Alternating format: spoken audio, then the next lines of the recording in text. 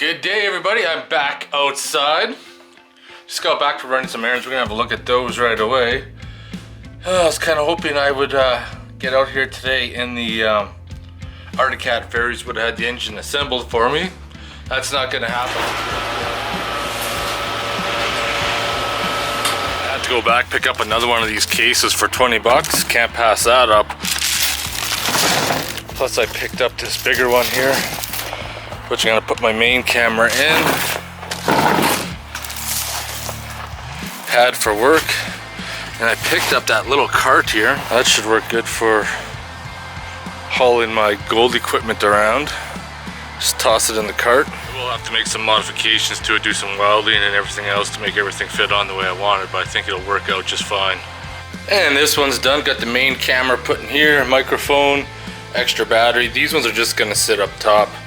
I'm gonna have to look and see if I'm able to get foam for this one here, because these cameras are not gonna be forever. Actually, this one isn't gonna be either. But I don't really want to poke holes in there and then change my mind. Do you know what? Screw it. I'm just gonna put holes in there. There we go.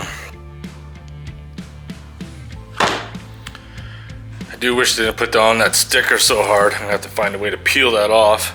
Razor blade it or something.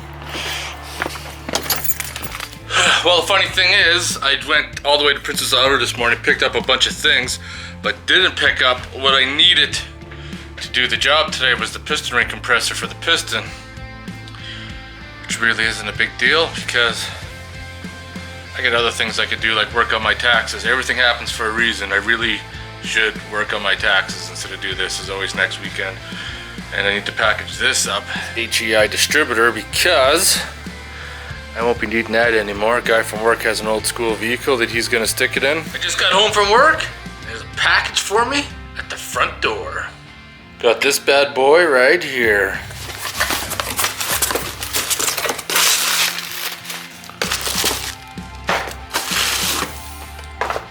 I'm actually pretty impressed with this wireless speaker. Man, that's pretty well constructed. And this is the jump starter we're gonna be testing on the other channel. It is your standard 300 amp, peak current 600. Says we'll start a 6-liter, 300. If we can get over 200 amps on this, there will be no problem that it'll start my Ford 5.4 liter. That seems to be the thing. That was pretty cool. There'll be more jump starters showing up. Another one, AutoVox, is supposed to send me their latest model too, so be sure, for those who are into that kind of stuff, be sure to check out my other channel to watch those ones. By the time you watch this video, most likely they have already played. Today's the weekend, it is super late, and I'm in the garage, so this video is going to be pretty short because, you know what, by the time you guys watch this video, it'll probably be around May. It's halfway through March, and it's minus 25 outside. Last year, at this time, I was wearing shorts and hiking. This is fucking pathetic. So I got the piston ring compressor that I forgot right here. And these are all the suspension parts for the ATV. And it's got all my cameras outside in these cases, which are gonna make things a whole lot nicer instead of carrying everything in the camera bag and carrying that camera outside. Hopefully by some chance I don't drop it, so the case is protected. It's also gonna come in handy when I'm out traveling, because I needed a way that I could transport that big camera when I'm out and about. Oh, excuse me. Maybe we could look at getting the piston installed today. I got it on top dead center. Everything's covered to keep the dirt and stuff out. I gotta get the piston ring compressor that I have on the floor. I've been really loving this camera, and those batteries are awesome. It's probably got like 30% left, and I've been running on it for almost a month, shooting in the garage and stuff. Cameras are all set up. Gonna replace this gasket, but this is a metal gasket. And this one's a paper. I would have rather had a metal one. There's no compression at this end, so I don't think that's really gonna matter too much. There seems to be some discrepancy, but since I'm using a wiseco piston, I'm gonna follow their instructions. This copper one is the top one. That's the second compression ring. You always gotta look for the number. And these are your oil rings right there. Going to install the bottom ring. I'm looking for a number, N100 right there. I need to find my piston ring expander tool. Otherwise I might bust that ring. These rings don't really want to.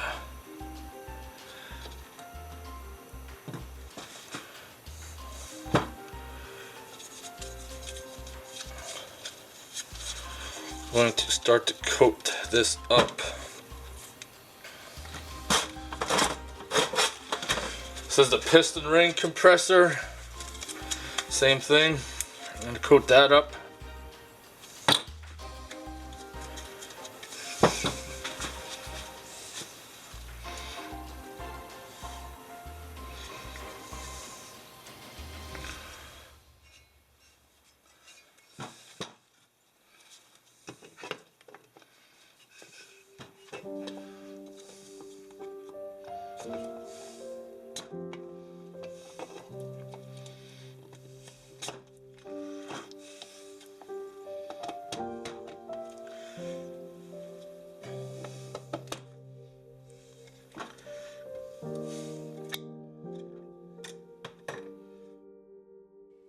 This is the start of the frustration. I was hoping to put the piston on the connecting rod, then apply the wrist pin with the cylinder attached. It would have been so much easier if I could just drop the connecting rod through and bolt it to the crank, but that wasn't happening. Fuck off. And this is where I dropped the wrist pin on the ground, only adding to my frustration I was already mounting.